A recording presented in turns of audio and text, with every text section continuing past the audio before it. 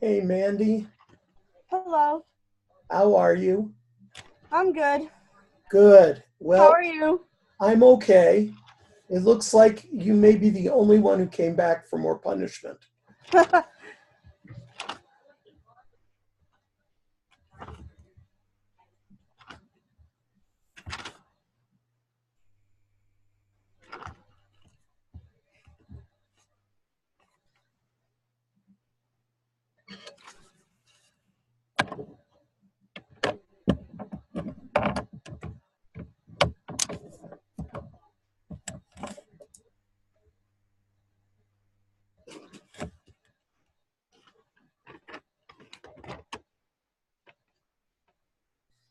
So, what questions do you have? The only question that I have for the edTPA is for with the videos about what to use to take the video. Oh,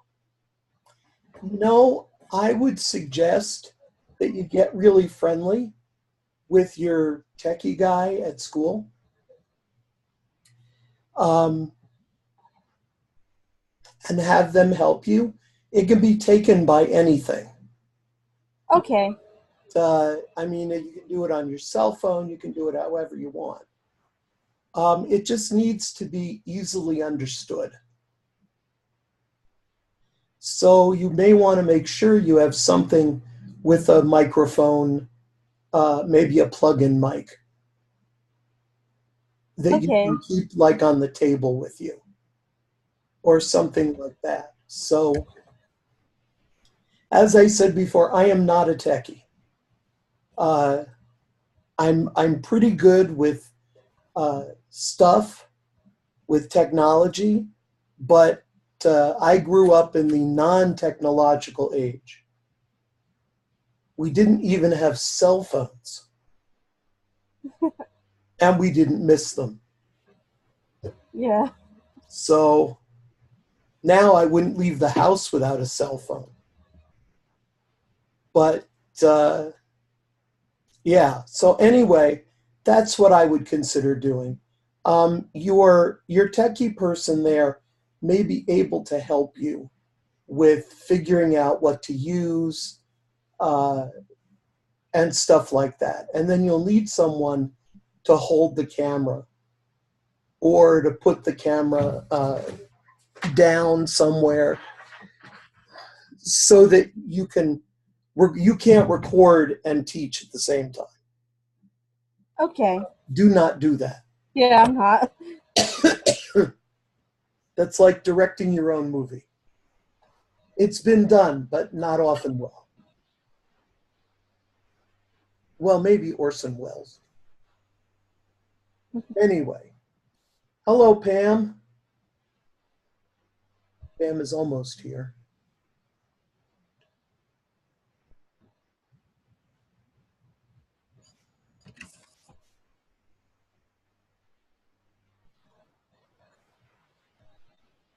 Pam?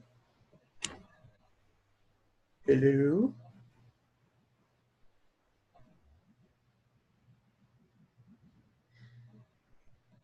I was definitely going to put up the George Clooney picture tonight. Yeah, but I didn't get around to it. So sad. That's the modem. Hello? Hi. And Sorry. who are you? I'm sorry, what's that? Oh, what's your name? I just see a phone number. Pam. Oh, Pam. I have you twice here, Pam. Oh, that's weird. I don't know why my phone number is coming up. I put my name in. Okay. Are you using a phone? I'm using a phone and I'm on the computer because I can't launch Zoom. So I call in and then I also, How come you can't watch Zoom? I don't know. It won't let me upload Zoom. I don't know. This isn't It good. wouldn't let me do it on mine either. I don't know how to do it. So I just quit trying and I called. Oh my goodness. I'm so sorry. You used the link that I gave you?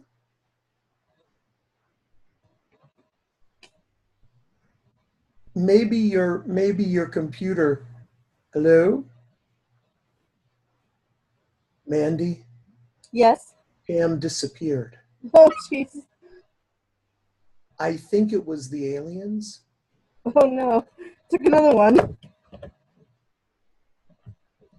So you'd better be careful. We'll get started after we find Pam again. Okay. When I was teaching online to students in China, I taught the middle school and high school students in China.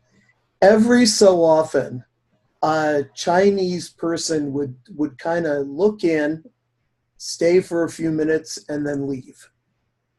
And so I'm pretty sure that it was the government, because they monitor, as you might imagine, very carefully any connections between the US and their students. Oh, wow. But I'll tell you, it was very interesting. You know, as someone who grew up in the 60s and the 70s, my view of China is that it's like this little agricultural backwater, you know? And they're all driving 1950s cars and stuff like that. So one of my students said it was his birthday and he went to the movies. And I said, "Oh, that's terrific. What movie did you see?" Did you see? And I'm thinking like, some way old back movie, black and white. What else do they get in China? You know? So he says to me, The Force Awakens in Oh, wow. 3D and surround sound, or what's that thing where you stand there and it's all around you? IMAX. The Force Awakens in IMAX. I said, okay. That was not what I thought. So we all learn. Okay, Pam.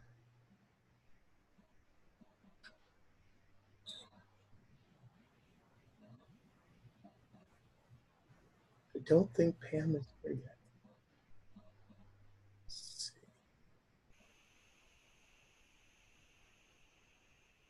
see. All right. Well, we'll get started until Pam comes back. I hope I didn't scare her off. Okay. Today's is going to be a little bit shorter than the other days, just so that you know. And we are going to be taking a look at session number 2. That is task number 2. So remember, if you have your handbook, you should please make sure you have it. I'm not even going to ask. I'm assuming that you have your handbook and that you are now completely familiar with it. Right, Mandy? Yes, I do. Good. Okay. So it's going to follow the basic outline of what we did before. So in instruction task 2, you will demonstrate how you engage and support your focused learner's progress toward the learning goal.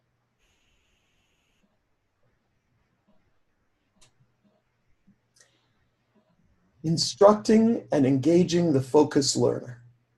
Now remember, this is for special ed. If you're doing, what are you doing, Mandy? I'm going to be special ed. You're going to be special ed. Yes, Perfect.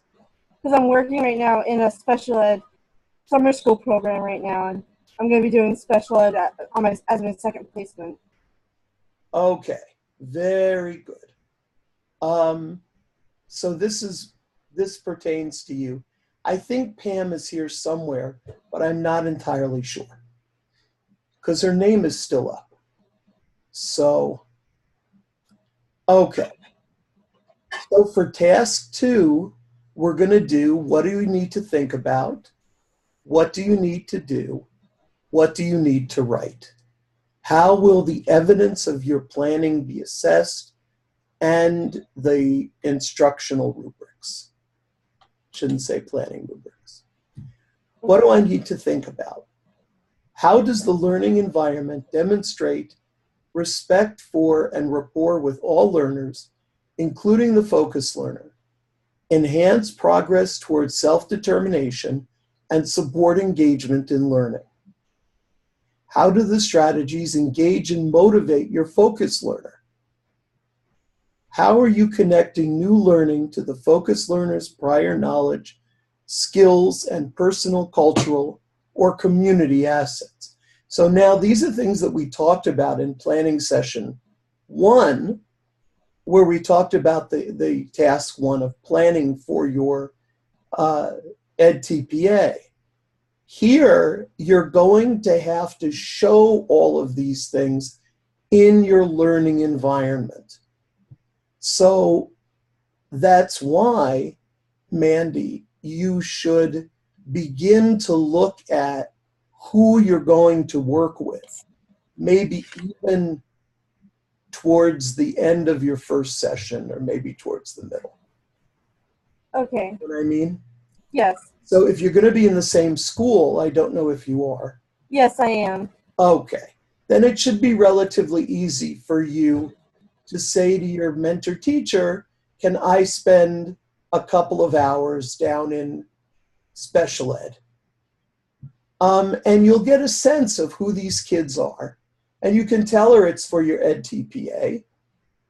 And I think they'll probably allow it. If I were the teacher, I would permit it. So Yes.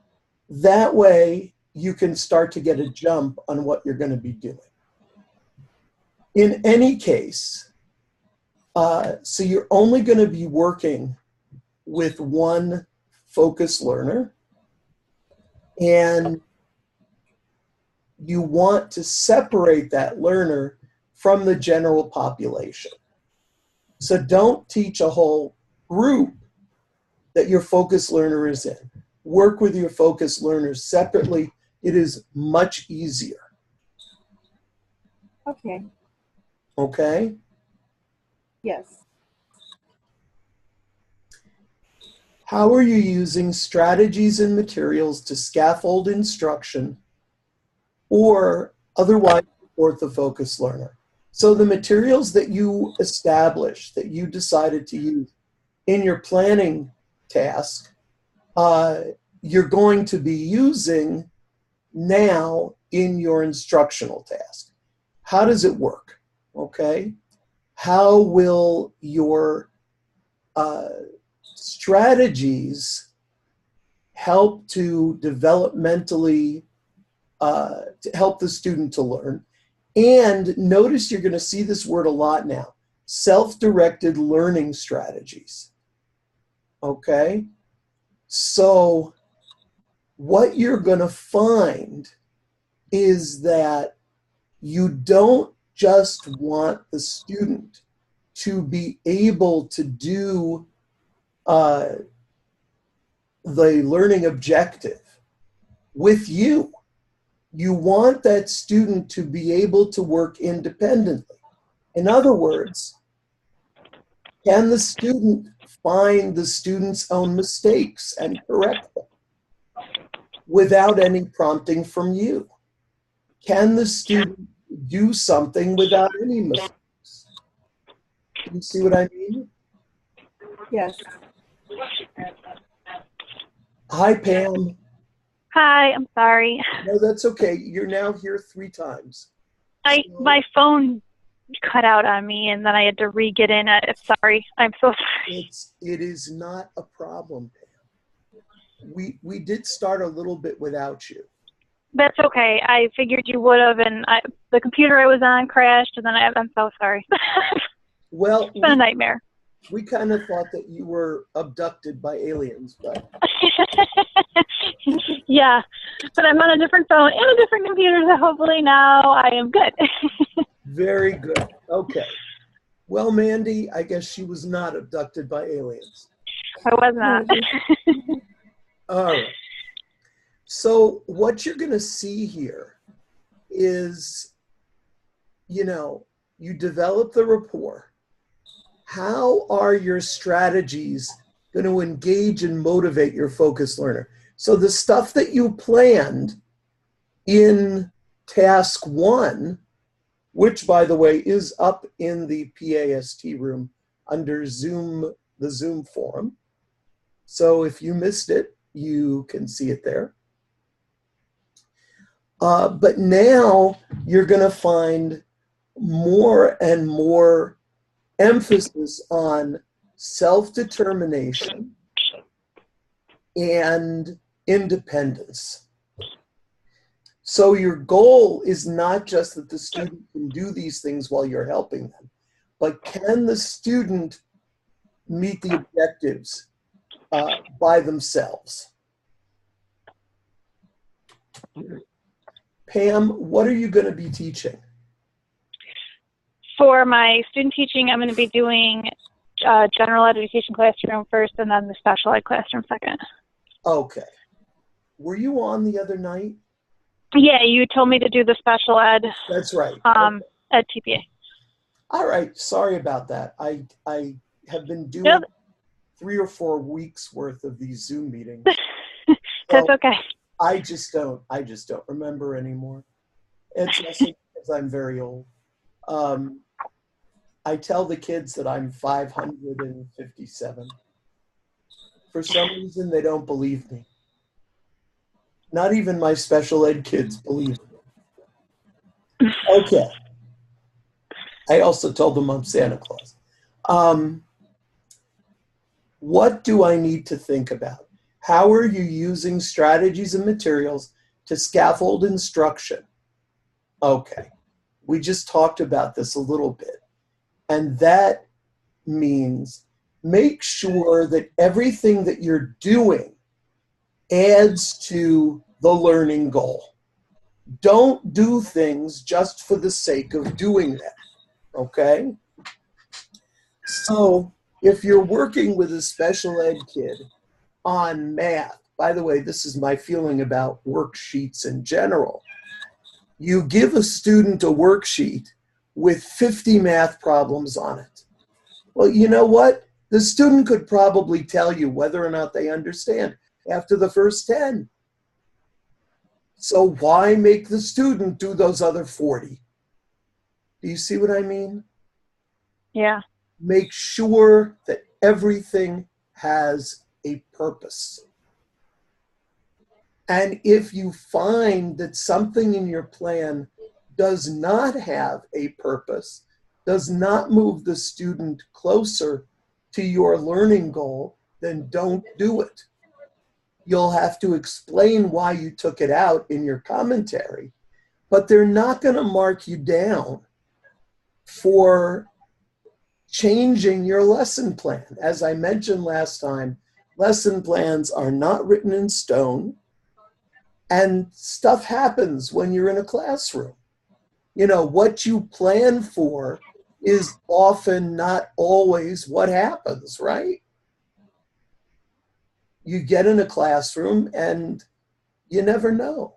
That's what makes it so exciting, by the way. You just never know. Okay. How will your instructional strategies, plan supports, and materials capitalizing on the focused learner's strengths and developing or applying developmentally appropriate self-directed learning strategies. So we're not just talking now about you being the teacher. We are talking about the student being able to do these objectives, to fulfill these objectives on their own, find their own mistakes, do things without any mistakes. Either one is fine, by the way. If a student does a math problem and looks at it again, or you point it out and say, you might want to look at that again, if they can find their own mistake, that is self-directed. Okay? How will you use evidence from your instruction to examine and change your teaching practices to more effectively meet the focused learner's needs for acquiring, generalizing, maintaining, or self-directed use of the goal-related knowledge and skills? Okay, you're going to be asked both here and in the assessment commentary to talk about what you would do differently if you were to teach this again. There is no such thing as the perfect lesson. I've never seen it. Okay? And so they're not looking for you to say, in fact, you'll lose points. If you say, everything in my lesson is absolutely terrific, it is perfect, and I wouldn't change a thing. Okay? Don't say that.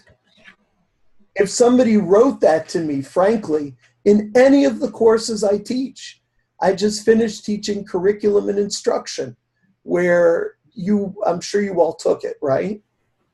Mm-hmm. Yes. Okay. And you had to go into a classroom and you had to teach 2 weeks, right? You had to teach one lesson a week. And you had to write down what you would change from 1 week to the next time you taught, right? So if somebody writes to me, this was perfect, I didn't need to change a thing, I take off points. Because nothing is perfect. And we always have to be thinking about better ways to engage with our students. Okay. I will now, that's the end of the sermon. What do you need to do? By the way, Pam, this is shorter than the last one. Okay. I promise. So you might actually get to eat dinner. Okay. You need to get required permissions for video recording. Now, as I mentioned to you last time, in many cases, if you're working in a public school, or even some private schools, these permissions are part of the parent packet that goes home the first day of school or that's sent out before school starts. If they are, you do not need to send out separate permissions. Just make sure that your student has the permission, okay? The person to talk to for that and anything else you might need is not your principal or your cooperating teacher. It is the person who truly runs the school, the front office secretary. True story. Okay? Go ahead, Pam. I sub at the school, and the secretary knows everything. Yes, the secretaries are the bosses. And if you get in good with the secretary, you're made. You are all set. So in any case, check with your front office secretary and they'll have that information for you, and bring them cookies. All right. Now, you're going to video record your instruction related to the learning goal during the learning segment. You may select 1 to 2 video clips to submit, totaling no more than 20 minutes, and verify that the clips meet the following guidelines. The clip should demonstrate how you establish a positive learning environment and engage and support the focused learner to develop and apply the knowledge and/or skills related to the learning goal. Okay? So you don't want to have a video clip that you choose to send in of your student taking a pretest with his or her head down working on something. Why? What does it show? No interaction. There's no interaction. There's nothing going on. So even though I want you to tape everything, all of your lessons, and then choose your clips, you're not going to choose the clips where you have this, where nothing is happening. So you don't need to insert a clip from each of your lessons, just 2 clips from, okay. You have 3 to 5 lessons. Right. You are going to insert, you're going to tape everything, and then after you finish your instructional period, the 3 to 5 lessons, you're going to choose 2 10-minute clips to put into your edTPA. Okay? Now remember, in your commentary, you're going to have to explain them. Why did you choose them? What are they showing? Etc. Okay? But that's what you're going to do. Check the video and sound quality to ensure that you and your focused learner can be seen and heard on the video clip you submit. This is important. A video clip must be continuous and unedited with no interruption in events. So when you do this, you may turn in either 1 clip of 20 minutes or 2 clips of 10 minutes. But those 10 minutes must be continuous and unedited. So don't play with the camera. Don't turn it on and off. Okay? Just turn it on when you begin and let it go through the whole lesson. Then go to the second lesson and do the same thing. All right? You want to have as much choice as you can in deciding what clips you're going to send to them. And that's why I say, please tape everything. Because you may decide, well, I'm only going to tape the first 10 minutes of lesson 2.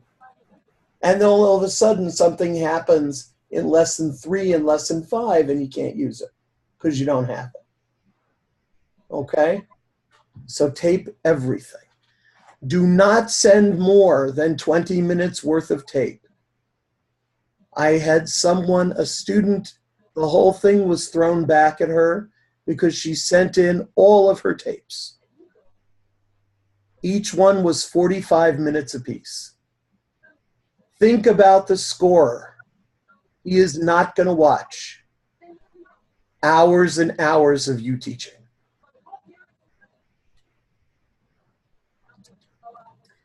Okay, things to do: respond to the prompts listed in the instruction task 2 commentary section after viewing the video clips. Determine if additional information is needed to understand what you and the focus learner are doing in the video clips. What do you need to write? You're going to be doing another commentary, okay? This time, the commentary will be no more than 9 single-space pages, including the prompts. You can have 2 additional pages of supporting documentation for the video recordings. That's if, for example, your student is not audible or signs, that's a transcription of comments or signing. The additional pages, those 2 pages, do not count towards your 8 single-space pages. Now remember, this is a limit. This is not a goal. You don't have to write 8 pages, but you do need to do a thorough job. Okay, what do you need to write? Which lesson or lessons are shown in the clip? Identify the lesson by lesson plan number. Describe any changes in the lesson plan for the lessons shown in the clip and the reason for those changes. As I said, you're not going to get marked off for making changes, but you do have to let them know why you did what you did.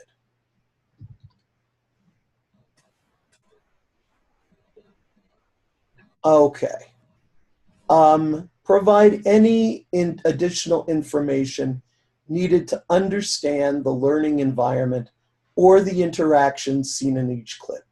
Something happens that you need to discuss, you can go ahead and talk about that. Promoting a positive learning environment.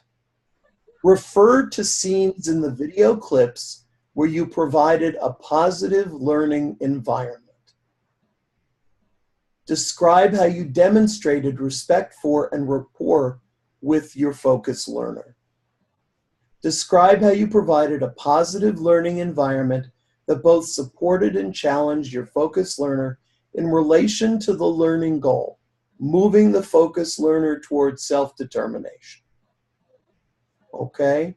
So you need to show your interactions with the students as part of the way that you choose your video clips so that they can see that you are interacting in a positive, professional, but friendly way. Okay? Fist bumps are highly regarded, etc.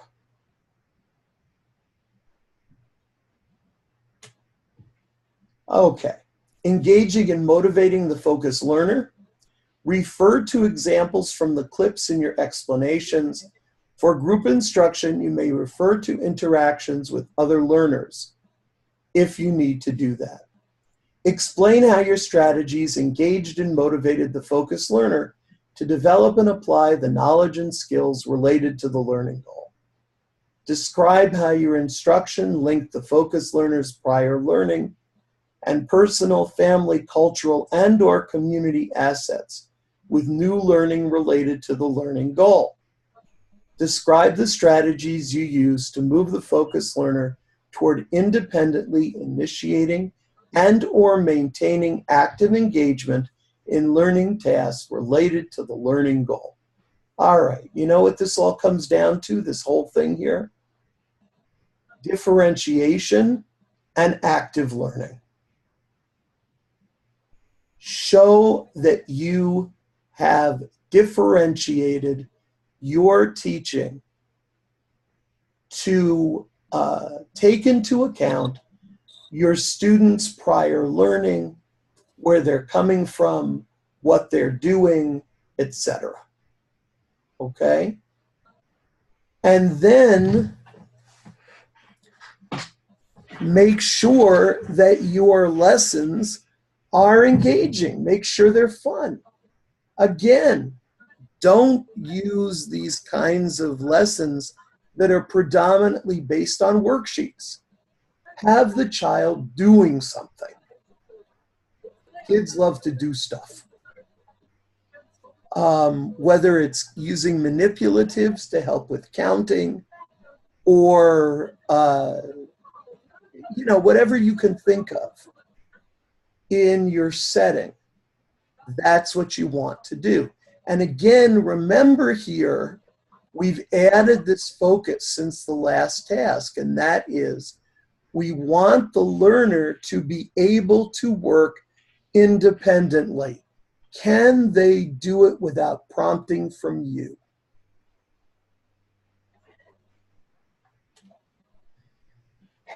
Deepening learning. Refer to examples from the clips in your explanations. For instruction in a group, don't worry about that. Explain how you elicited and responded to the focused learner's performance to promote application of learning related to the learning goal. Describe opportunities provided to the focused learner to apply feedback to improve performance related to the learning goal. Describe how you move the focused learner towards self-evaluation or self-correction to improve performance related to the learning goal.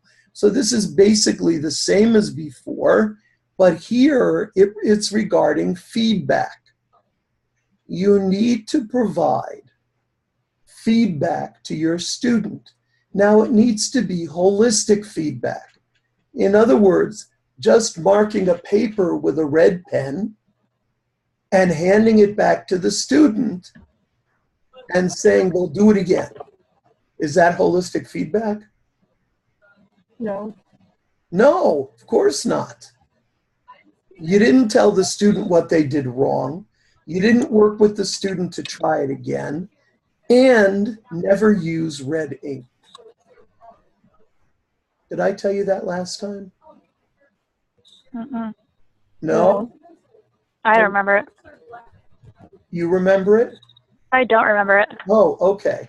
I don't remember it either. Never use red ink. What does red remind you of? What does the color symbolize? Blood. Blood. Stop. Anger. War. I always correct in green, because to a kid, green means go, growth, life, right? Yeah. I know Yes. it's just a little thing, but I really think you'll get a better response to using green. Sometimes I use blue, but most of the time I use green, and that's what I teach my student teachers to use also. Because red really is not a good color. And we don't want the kids to think that we're angry with them. Do any of you remember getting back papers filled with red ink when you were in school? Yes, I do. Yeah, it just makes you feel kind of awful. And then everyone else knows too, because they can see the red ink also. Anyway, that is your teacher tip of the day. Don't use red. Okay. So, so you want to give the student feedback, and you want to have that in your clips, okay? And then you want to show how you are moving the focused learner toward self-correction, all right? So maybe you show one math problem, you show the student how to do it, and then the next one that the student got wrong, ask the student to take a look at it and see if he can figure out what happened. Do you see what I mean? So you have then the student taking some control of his or her own learning. I'm not assuming you're going to teach math, by the way. It just, I don't even know why math comes to my mind. It was my least favorite subject. Supporting teaching and learning. Refer to examples from your clips Explain how your materials, plans, supports, instructional strategies facilitated the focused learner's progress toward the lesson objectives, and how they reflected the learner's development, age, strengths, and needs. So what did you use? What were the techniques? What were the methods? What were the activities did you use, and why were they correct? Describe how your instructional strategies, plans, supports, and/or materials facilitated the development or application of a self-directed learning strategy for the learning goal. How, in other words, how is what you are doing going to help the student master the learning goal? Analyzing teaching. Again, refer to the clips. What would you change about the teaching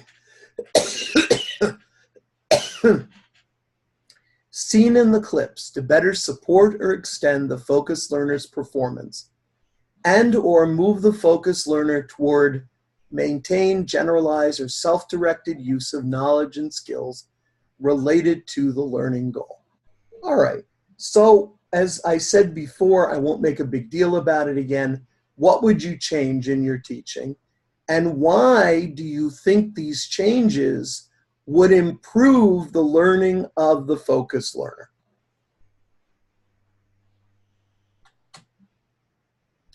What do you need to submit?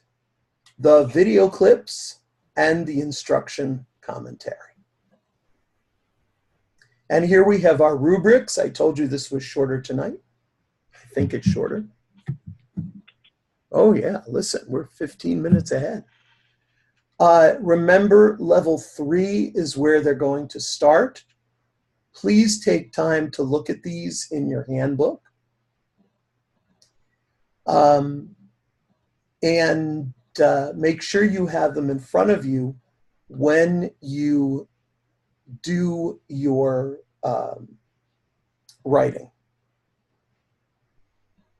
Okay, and they start with level 3. You said New York, though, for 4? Well, they'll start with level 3 for New York too, but focus on level 4 because New York has a high cut score. Okay? So the scorer will probably not be someone from New York. So they're going to score the way they score everything. But New York's itself, the Department of Education, has a higher cut score than, say, Georgia or Wisconsin. Okay. Welcome to New York. Everything is higher, I swear.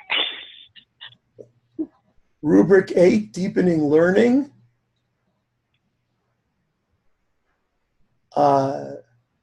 And so none of this should be a surprise because all of these issues are issues we've talked about. Supporting teaching and learning. Did the way you do it match the focused learner's needs? Analyzing teaching effectiveness. Again, this is what did you change? Now, notice here that level 3 and level 4, again, you have that emphasis on research and or theory. So, make sure that like you're writing any other kind of scholarly document, make sure that you have your research and your theory there.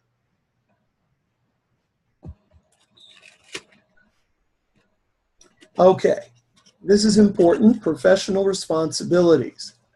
Do not include the name of the state, school, or district in your video.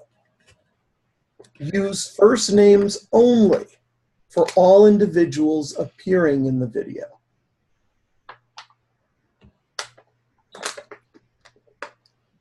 Now, it may be that on a day your focus learner may wear like the uniform of their basketball team or whatever. You don't have to go crazy about that. But you don't want like a big thing in your room with the name of the district on it or whatever. So try to avoid that. Most importantly, only first names for all individuals in the video, including the staff. Okay, so so you want to use first names only.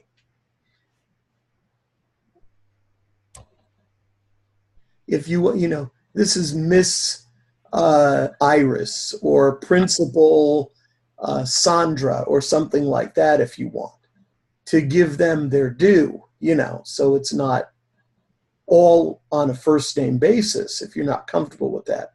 But don't use last names if you can. Okay, support on the PLN, and here we are again. My colleague, Lizette Pickens, and me. And these are the correct phone numbers and things. Okay. Any questions?